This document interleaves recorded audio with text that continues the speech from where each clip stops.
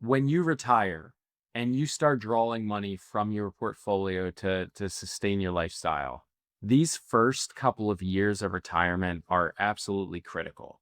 And the returns that you get in those first couple of years may determine kind of the trajectory of what you're going to be able to live off of and the direction of your portfolio for the rest of your retirement. You can average 7% over the course of your retirement, but if those first couple of years are good, you're gonna be in a much better place than if the first couple of those years are bad.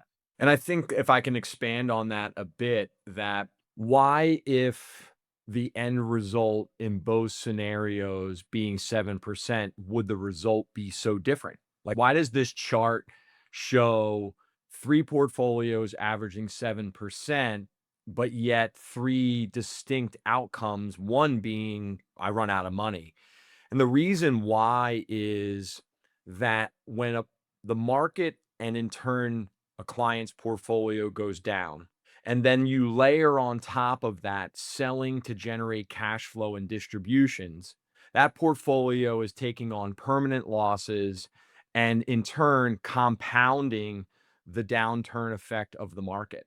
And so sequence of return risk is just a, finance jargon for being unlucky, right? The person who retired in 2008 had a way tougher time than the person who retired in 2009. Same plan, same strategy, very different results. So we can use history as our guide to say that we need to have a very clear predetermined strategy so that in those early years of a client's retirement, we have a buffer or some protection in place to mitigate the unlucky outcome. And then we can obviously keep our fingers crossed and be strategically positioned for the lucky outcome.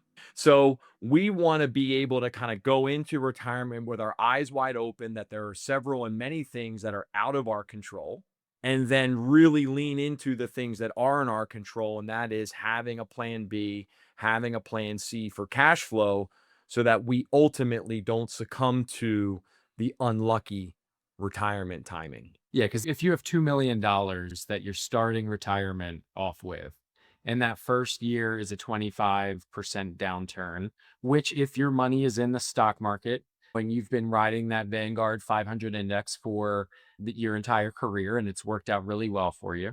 But if the money's sitting in there and that first year that you need $50,000 from your IRA, it's down to 1.5 million from the 2 million that it was, you are realizing those permanent losses, and it's just not as sustainable to generate 100,000 off of a $1.5 million portfolio.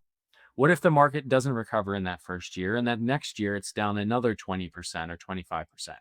And you're down to 1.2 or 1.1 and still need that $100,000 to be able to meet all of your lifestyle needs. You can then follow that up with a 10% positive return, a 20% positive return, a 30% positive return, but it's going to be hard to recover from that $1 million that you're down to if you're still taking the $100,000 a year, unless you have buckets of money to be able to pull from, allowing the investments that are down to ultimately recover and then use the gains from those later on to generate that 100,000, a much more sustainable way. And we've seen it time and time again. Everyone, it comes in, or new prospective clients come in proud of the investments that they've used. They've used low cost, diversified funds in their 401k. They've stayed disciplined and balanced through ups and down markets. And they feel like they have a pretty good hang of investments.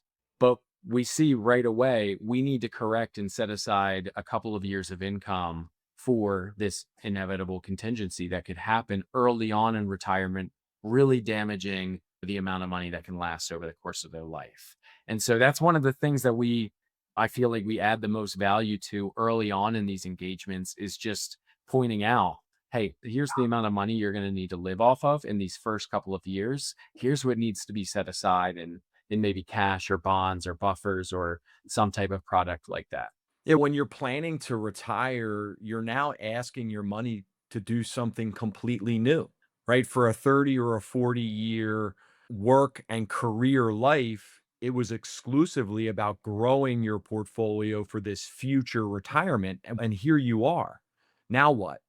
And so the strategy has to reflect the new mission. And the new mission is protect what I've worked a lifetime to build and get a paycheck from it so that I can maintain my lifestyle. Right. It's that simple. And yet, too many folks that we see wait until either they are at the doorstep of retirement or after they've already retired and they find themselves in this unlucky timing scenario where the market's down, and they need cash flow and they're kind of throwing their hands up in the air saying, well, what happened? This portfolio has worked for 40 years. Why isn't it working now? And so when we invite folks to take advantage of our discovery workshop, we're always digging into what is the goal? Where are they in the retirement cycle? Are they leading up to it, or are they already retired? And then how do we start to frame the strategy, reallocate the portfolio to reflect the new mission, which is now don't lose it, but generate income from it. And I think that is, again, as you said, Kev, where do we create the most value at the beginning of an engagement? It's helping people reframe their perspective, look at it from a new angle, and understand that they're asking their money to do something new and different, and the portfolio needs to reflect that.